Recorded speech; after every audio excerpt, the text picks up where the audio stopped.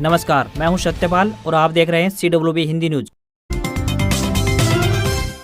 आज 19 फरवरी 2023 दिन रविवार। आइए सबसे पहले एक नजर डाल लेते हैं दिन भर की सुर्खियों पर। अग्निवीर भर्ती रैली के लिए शुरू हुए आवेदन 15 मार्च तक कर सकते हैं रजिस्ट्रेशन। बेलगाम CSC संचालकों पर कसेगा शिकंजा, निर्धारित रेटों का चार्ट लगाना अनिवार्य। हरियाणा रोडवेज के बेड़े में शामिल होंगी BS6 मानक वाली 1000 नई बसें। CM मनोहर लाल खट्टर ने 70 बसों को हरी झंडी दिखाकर किया रवाना। JJP नेता दिग्विजय चौटाला की शादी हुई तय। सूरजकुंड हस्तशिल्प मेले का आज अंतिम दिन, दर्शकों का उमड़ेगा हुजूम। नैना चौटाला ने कहा, बारडा विधानसभा क्षेत्र के 8 गांवों के 10 तालाबों का करोड़ों रुपए की लागत से होगा सौंदर्यीकरण। झज्जर में निक्की के घर पहुंचे सांसद दीपेंद्र सिंह हुड्डा। मुद्दा बेटियों की सुरक्षा से जुड़ा, कांग्रेस संसद व विधानसभा में उठाएगी आवाज। Women's T20 world cup 11 run से हारा भारत। इंग्लैंड ने टूर्नामेंट में छठी बार हराया। सेमीफाइनल के लिए अगला मैच जीतना होगा जरूरी। दिल्ली टेस्ट में ऑस्ट्रेलिया हावी, 62 रन की बढ़त हासिल की, 9 विकेट बाकी। भारत की पहली पारी 262 पर सिमटी। पेट्रोल डीजल की कीमतों में हो सकती है बड़ी कटौती।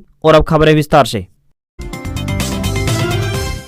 हरियाणा मौसम अपडेट। हरियाणा में सुबह के समय छाया घना कोहरा, मौसम नीली करवट, जानिए मौसम का ताजा हाल। हरियाणा में फिर से मौसम का मिजाज बदलता हुआ नजर आ रहा है। हरियाणा के अधिकतर जिलों में सुबह के समय घना कोहरा एक बार फिर से देखने को मिला। वहीं मौसम में एक बार फिर से बदलाव आया है। कोहरे और सर्द हवाओं के चलते न्यूनतम तापमान में मामूली गिरावट भी दर्ज की गई है। जानकारी के मुताबिक 10 दिन बाद कोहरे ने दिसंबर जनवरी का आभास कराया है। ठंड और कोहरा गेहूं की फसल के लिए विशेष रूप से फायदेमंद साबित होगा और नाइट्रोजन का काम करेगा। अचानक घने कोहरे के कारण वाहनों की रफ्तार कम होती दिखाई दी। हालांकि जैसे जैसे दिन चढ़ता गया वैसे वैसे सूर्य देवता भी विराजमान होते दिखाई दिए। मौसम विभाग के मुताबिक पश्चिमी विक्षोभ का हरियाणा, पंजाब और राजस्थान के कुछ क्षेत्रों पर एक प्रेरित चक्रवाती परिसंचरण होगा। इससे उत्तर भारत के मैदानी इलाकों में हवा के पैटर्न में बदलाव देखने को मिलने वाला है। इसलिए इन हिस्सों में मौसम की स्थिति में बदलाव आने की संभावना है। चंडीगढ़ और देहरादून समेत कई हिस्सों में 20 और 21 फरवरी को आसमान में बादल छाए रहेंगे और हल्की बारिश होने की भी संभावना जताई गई है। 21 फरवरी तक पहाड़ों पर मौसम प्रभावित रहने वाला है। जम्मू और कश्मीर में अधिक गतिविधियां होने की संभावना है। इसके बाद हरियाणा में असर देखने को मिलेगा। अगर मौसम में इसी तरह से बदलाव देखने को मिला तो गेहूं की फसल इस बार अच्छी पैदावार होने की उम्मीद जताई जा रही है। अग्निवीर भर्ती रैली के लिए शुरू हुए आवेदन 15 मार्च तक कर सकते हैं रजिस्ट्रेशन। भारत सरकार के महत्वाकांक्षी अग्निपथ योजना के अंतर्गत भारतीय सेना में अग्निवीर भर्ती के लिए रजिस्ट्रेशन शुरू हो चुके हैं। अग्निपथ भर्ती वर्ष 2023-24 के लिए अविवाहित पुरुष अभ्यर्थी आधिकारिक वेबसाइट joinindianarmy.com पर विजिट करके ऑनलाइन अप्लाई कर सकते हैं। ऑनलाइन आवेदन की अंतिम तारीख की बात करें तो 15 मार्च है। चयन परीक्षा 17 अप्रैल को आयोजित की जाएगी। हिसार सेना भर्ती कार्यालय के निदेशक कर्नल मोहित सिंह ने बताया कि अग्निपथ योजना में ऑनलाइन परीक्षा के लिए अभ्यर्थी को 250 रुपए परीक्षा शुल्क के रूप में देना होगा। भर्ती वर्ष 2023-24 के लिए 2 चरणों में आयोजित की जाएगी। पहले चरण में ऑनलाइन कंप्यूटर आधारित लिखित परीक्षा तथा दूसरे चरण में भर्ती रैली आयोजित की जाएगी। हिसार, जींद, फतेहाबाद व सिरसा जिले के जिन युवाओं का जन्म 1 अक्टूबर 2002 से 1 अप्रैल 2006 के बीच हुआ है वे आवेदन करने के योग्य होंगे। बेलगाम CSC संचालकों पर कसेगा शिकंजा, निर्धारित रेटों का चार्ट लगाना अनिवार्य। अगले सप्ताह से शुरू होगी सेंटरों की जांच। कॉमन सर्विस सेंटरों पर मनमानी तरीके से विभिन्न सेवाओं के लिए फीस वसूल करने वाले संचालकों पर प्रशासन जल्द ही शिकंजा कसने जा रहा है। रेवाड़ी के उपायुक्त अशोक कुमार गर्ग ने CSC संचालकों को आदेश दिए हैं कि वे CSC के बाहर सेवाओं के शुल्क और निःशुल्क सेवाओं को दर्शाने वाले चार्ट चिपकाएं ताकि लोगों को उनके कार्य की फीस का पता चल सके। एक सप्ताह बाद सभी कॉमन सर्विस सेंटरों की चेकिंग की जाएगी। चार्ट नहीं लगाने वाले CSC सेंटरों का लाइसेंस रद्द कर दिया जाएगा। कई CSC संचालक लोगों से मनमाने दाम वसूल कर रहे हैं। कई सेवाओं के लिए तो 10 गुना तक ज्यादा फीस वसूल की जा रही है। अधिकांश CSC पर मुफ्त सेवाओं के नाम पर कुछ नहीं मिलता। उपायुक्त अशोक कुमार गर्ग ने मामले को गंभीरता से लेते हुए कहा है कि सभी CSC संचालकों को एक सप्ताह में सेंटरों के बाहर रेट कार्ड चिपकाने होंगे। उन्हें रेट कार्ड के अनुसार ही लोगों से फीस वसूलनी होगी। इसके बाद जांच अभियान चलाया जाएगा।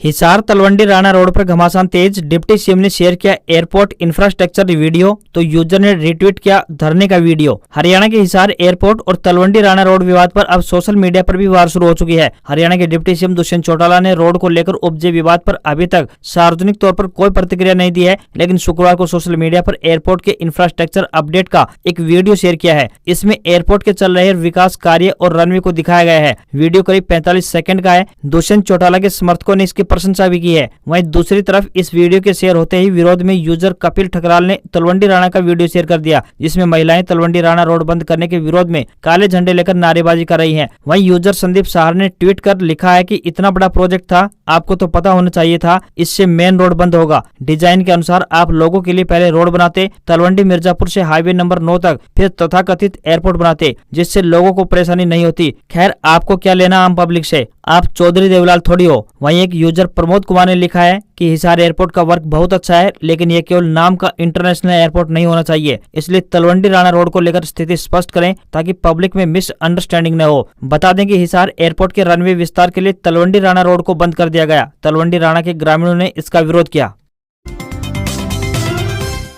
जेजेपी नेता दिग्विजय चौटाला की शादी तय, 10 मार्च को सिरसा में प्रोग्राम, पिता अजय के साथ दादा ओम प्रकाश चौटाला का लिया आशीर्वाद। हरियाणा के पूर्व मुख्यमंत्री ओम प्रकाश चौटाला के पोते दिग्विजय चौटाला की शादी तय हो गई है। शादी का प्रोग्राम 10 मार्च को सिरसा और 15 मार्च को दिल्ली में होगा। इसका खुलासा जसपा नेता अजय चौटाला ने किया है। शनिवार को जसपा के राष्ट्रीय अध्यक्ष अजय चौटाला ने अपने पिता व पूर्व सीएम ओम प्रकाश चौटाला से मुलाकात के सवाल पर कहा कि दिग्विजय चौटाला की शादी है, इसलिए उनका आशीर्वाद और इजाजत लेने के लिए वे अपने पिता के पास गए थे। अजय चौटाला ने कहा कि दिग्विजय चौटाला की शादी तय हो गई है। एक कार्यक्रम 10 मार्च को सिरसा में होगा, तो वहीं दूसरा कार्यक्रम 15 मार्च को दिल्ली में किया जाएगा। ओम प्रकाश चौटाला के साथ कोई राजनीतिक बातचीत नहीं हुई है, सिर्फ सामाजिक बातों पर चर्चा हुई है। अजय सिंह ने कहा है कि 20 फरवरी से 28 फरवरी तक प्रदेश के हर जिले में कार्यकर्ताओं और पदाधिकारियों के साथ जिला स्तर की बैठक की जाएगी।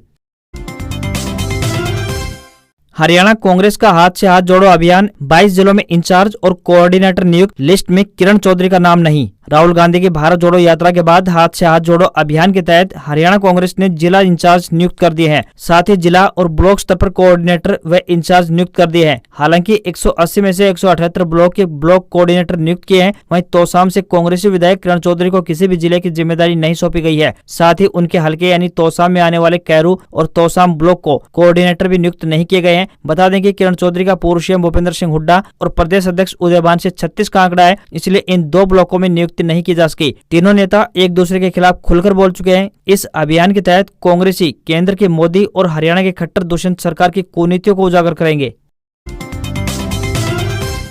दिव्यांगों को सरकारी नौकरियों में साल 2017 से 4% आरक्षण दिया जा रहा है और बैकलॉग की भरपाई की जा रही है। दिव्यांग आयोग के राज्य आयुक्त राजकुमार मक्कड़ ने लोक निर्माण विश्राम गृह में चरखी दादरी जिला के एकत्रित हुए दिव्यांगों की समस्याएं सुनते हुए यह जानकारी दी है। करीब 15,000 दिव्यांग कर्मचारी बैकलॉग से लगाए जाएंगे। इसके अलावा पदोन्नति में भी दिव्यांग कर्मचारियों को आरक्षण का लाभ मिलेगा। दिव्यांगों का शारीरिक परीक्षण कर उनके प्रमाण पत्र बनाने के लिए भी दादरी जिला के बड़े गाँव में जल्दी ही स्वास्थ्य विभाग की ओर से शिविर लगाए जाएंगे। उन्होंने बताया कि दिव्यांग मित्र पोर्टल पर सीएससी सेंटर से दिव्यांग अपनी शिकायत बता सकते हैं, उन पर प्रभावी कार्रवाई भी की जाएगी। मक्कड़ ने शहर व गांव से आए दिव्यांगों की शिकायतें सुनी और उनका निराकरण करवाने का आश्वासन दिया।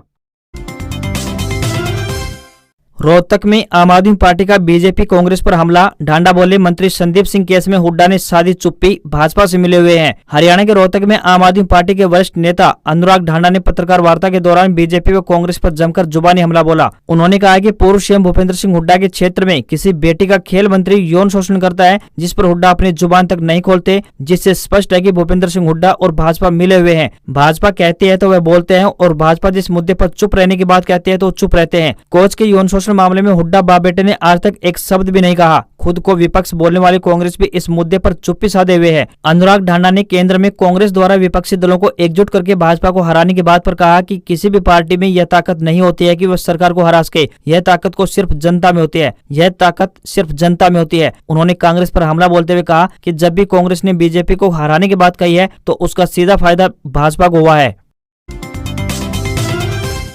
हस्तशिल्प मेले का आज अंतिम दिन, दर्शकों का उमड़ेगा हुजूम। शनिवार को भी हुई खूब खरीदारी। अरावली की वादियों में चल रहे फरीदाबाद के सूरजकुंड मेले के अंतिम शनिवार को जिले सहित दिल्ली एनसीआर के विभिन्न शहरों से आए लोगों ने जमकर खरीदारी की। अंतिम शनिवार होने के चलते हस्तशिल्पियों ने भी अपने सामान का भाव आधा कर दिया था। पर्यटकों ने इस छूट का जमकर लाभ उठाया। रविवार को मेले का अंतिम दिन है। रविवार यानी आज सूरजकुंड मेला समाप्त हो जाएगा और पर्यटकों को विभिन्न राज्यों के सामान एवं हस्तशिल्प को खरीदने का अगले वर्ष मौका मिल पाएगा। इसके अलावा हस्तशिल्पियों ने भी अपने सामान को वापस ले जाने के बजाय सस्ते दरों पर बेचना बेहतर समझा। मेले में पहुंचने वाले पर्यटकों ने हस्तशिल्पियों से जमकर मोल भाव कर खरीदारी की और मेले का आनंद लिया। खरीदारी के बाद पर्यटकों को भूख लगी तो फूड कोर्ट में पहुंचकर विभिन्न प्रदेश के स्वादिष्ट व्यंजनों का आनंद लिया। पर्यटकों ने राजस्थान के दाल बाटी चूरमे और गोहाना की जलेबी का स्वाद चखा।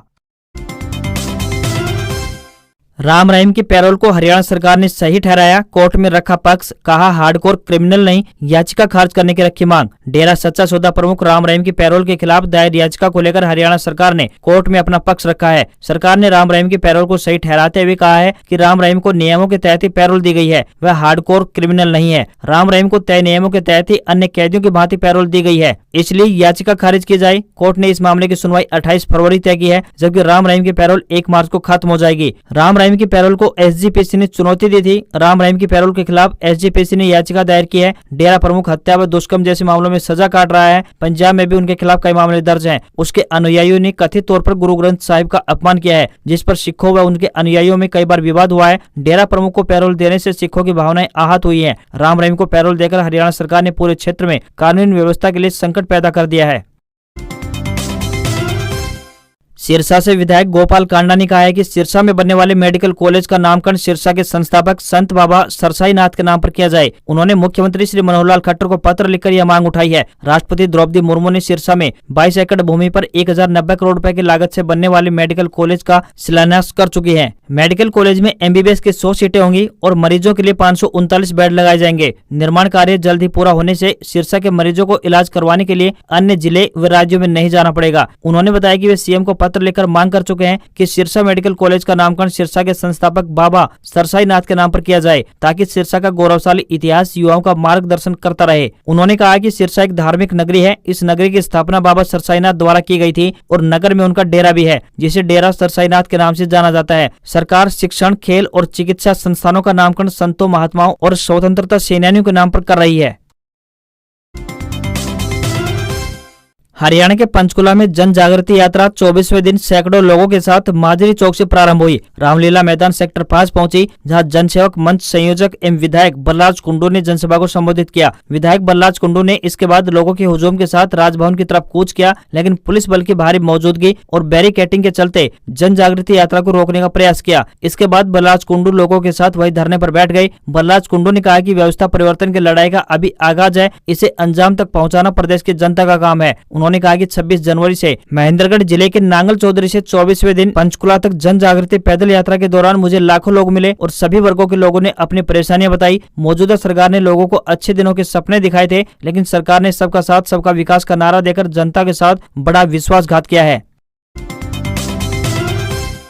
महादेव का महापर्व उज्जैन में 18 लाख से ज्यादा दिए जलाने का वर्ल्ड रिकॉर्ड बना। काशी और महाकाल में 7-7 लाख लोगों ने किए दर्शन। शिव पार्वती के विवाह उत्सव शिवरात्रि पर देश भर के शिव मंदिरों पर श्रद्धालुओं की भारी भीड़ उमड़ी। उज्जैन में शिव ज्योति अर्पणम कार्यक्रम में शिप्रा नदी के तट पर एक साथ 18,82,000 दिए जलाने का वर्ल्ड रिकॉर्ड बना। इससे पहले वो आपको बता दें कि अयोध्या के दीपोत्सव में एक साथ 15,76,000 दीप जलाने का वर्ल्ड रिकॉर्ड बना था। इस कार्यक्रम को विश्व का सबसे बड़ा जीरो वेस्ट इवेंट बताया गया। इधर वाराणसी में शनिवार शाम 6 बजे तक 7.5 लाख से ज्यादा लोगों ने काशी विश्वनाथ के दर्शन किए। यह एक दिन में सबसे ज्यादा श्रद्धालुओं का रिकॉर्ड है।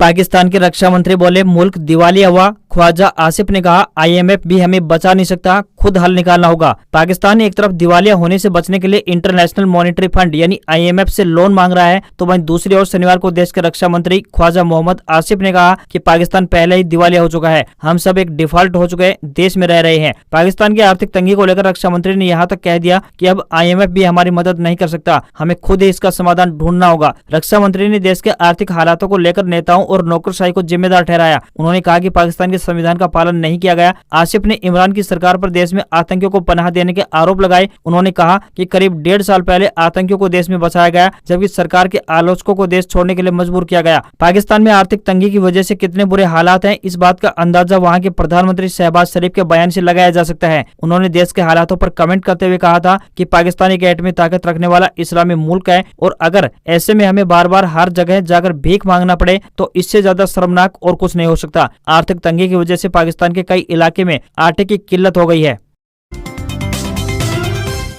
पेंसिल शार्पनर पर अब 18% की जगह 12% टैक्स। राज्य को 16,982 करोड़ रुपए का बकाया मिलेगा। जीएसटी काउंसिल की मीटिंग में अहम फैसले। गुड्स एंड सर्विस टैक्स यानी जीएसटी काउंसिल की बैठक में राज्य को जीएसटी मुआवजा देने की घोषणा की गई है। बैठक में राज्य को जून के लिए कुल 16,982 करोड़ रुपए का फैसला लिया गया। केंद्रीय वित्त मंत्री निर्मला सीतारमण की अध्यक्षता में शनिवार को काउंसिल की 49वीं बैठक हुई। जीएसटी काउंसिल की बैठक में पेंसिल और शार्पनर पर जीएसटी की दरें घटाने का फैसला हुआ। पेंसिल और शार्पनर पर जीएसटी दरें 18% से घटाकर 12% कर दिया गया है। मीटिंग में बताया गया है कि एसयूवी पर 28% जीएसटी और 22% सेस लगेगा। ऐसे में इस पर इफेक्टिव टैक्स रेट 50% हो जाएगा। वहीं बायोफ्यूल पर जीएसटी 18% से घटाकर 5% कर दिया गया था। दालों के छिलकों पर जीएसटी अब 5% से घटाकर 0 किया गया है। आज खबरों में बस इतना ही। देखते रहिए CWB हिंदी न्यूज। नमस्कार।